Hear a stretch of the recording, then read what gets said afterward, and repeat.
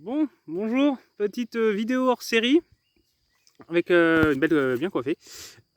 Du coup, vidéo hors série sur les. Alors, ça, voilà, c'est pas sur de l'histoire, mais on est quand même une chaîne un peu éducative, culturelle, on essaye d'apprendre des choses. Et donc, on est quand même attaché au principe d'avoir une éducation nationale de qualité, avec des moyens pour bien assurer l'enseignement aux élèves. Et là, sur Ide, le collège d'Ide, donc là où je me sens un peu concerné parce que c'est quand même le territoire, là, pas loin de là où j'habite, et c'est le territoire sur lequel je travaille. Ils avaient vu plusieurs vidéos sur l'histoire locale, donc notamment l'histoire de la mine. Et donc il y a des suppressions de postes qui sont prévues. Alors déjà l'année dernière, il y avait eu pas mal de problèmes à la fois de suppression de postes, mais aussi de profs non remplacés, notamment des profs d'histoire. Donc là, je me sens directement concerné parce que je sais que les programmes d'histoire sont compliqués à terminer, parce que je me suis un peu renseigné quand même sur les programmes d'histoire, et puis je l'ai connu quand j'étais au lycée. Il y a quand même, bon, ça commence à faire un petit moment, ça fait plus de 10 ans maintenant, mais une dizaine, ouais, ça fait une dizaine d'années que j'en suis parti.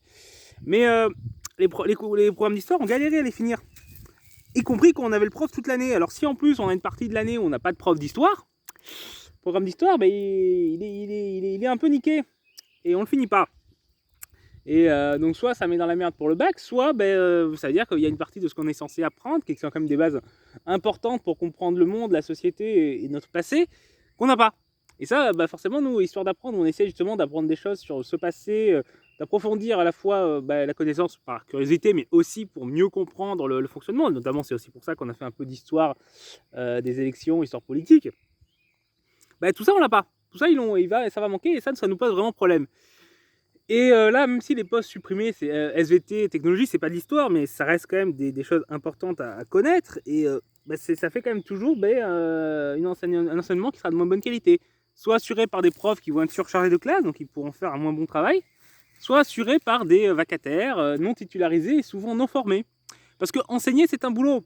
On peut avoir les connaissances techniques. Moi, l'histoire, je connais, en soi, je saurais quoi apprendre aux jeunes si je devais faire prof d'histoire. Par contre, il y a des compétences que j'ai absolument pas. Déjà, tout ce qui est compétences tenue de classe.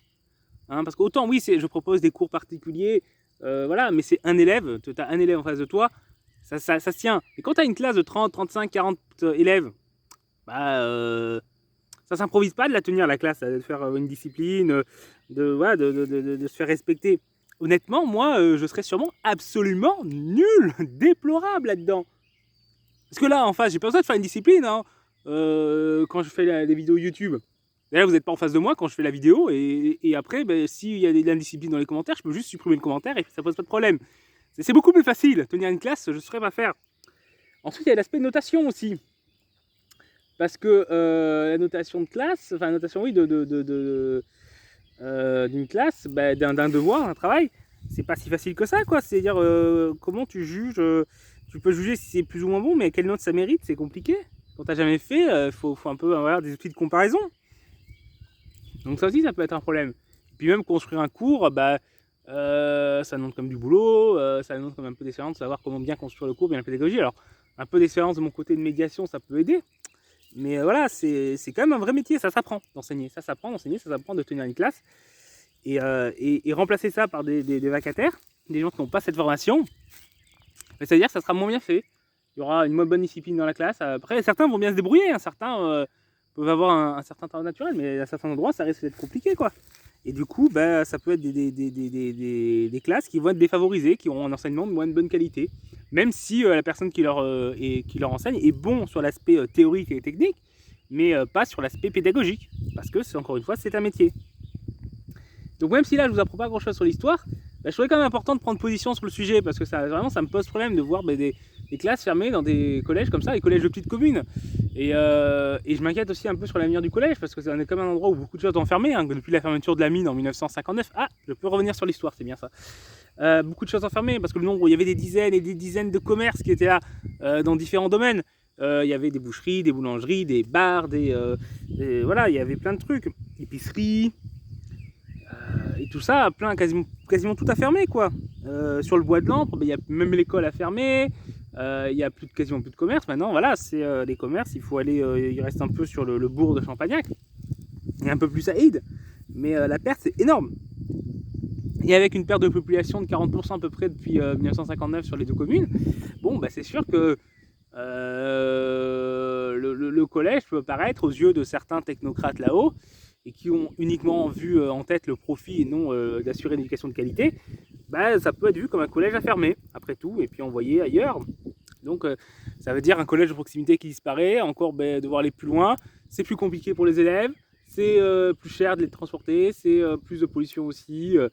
C'est pas, voilà, c'est quand même un problème. Moi, je suis quand même à me dire que maintenir des services de proximité, c'est bien, et y compris pour l'éducation. Donc voilà, je tenais à prendre cette position, et c'est vrai que moi qui m'engage, c'est vrai que je suis engagé en politique, je soutiens la NUPES, la Nouvelle Union Populaire Écologique et Sociale, et clairement là aussi, voilà, ces choix-là, c'est des choix de politique nationale, hein, c'est pas juste un problème local, l'éducation nationale c'est géré nationalement. Enfin, c'est le rectorat qui prend une décision aussi au niveau de la région, mais cette décision, elle est aussi le fruit, voilà, de politique nationale, de consignes nationales.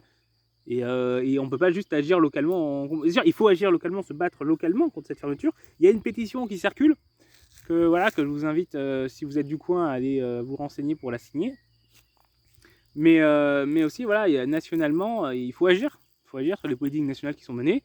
Et c'est vrai que là, sur les principaux mouvements politiques qui sont, c'est la NUPES qui a le programme qui me semble le plus cohérent là-dessus et le plus engagé pour défendre l'éducation nationale et puis globalement tout ce qui est les services publics et de proximité dans les territoires ruraux, mais enfin aussi dans les villes, mais les territoires ruraux qui sont particulièrement concernés.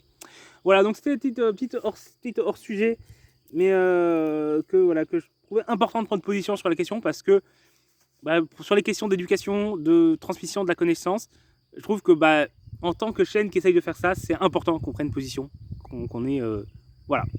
Écoutez, au revoir tout le monde.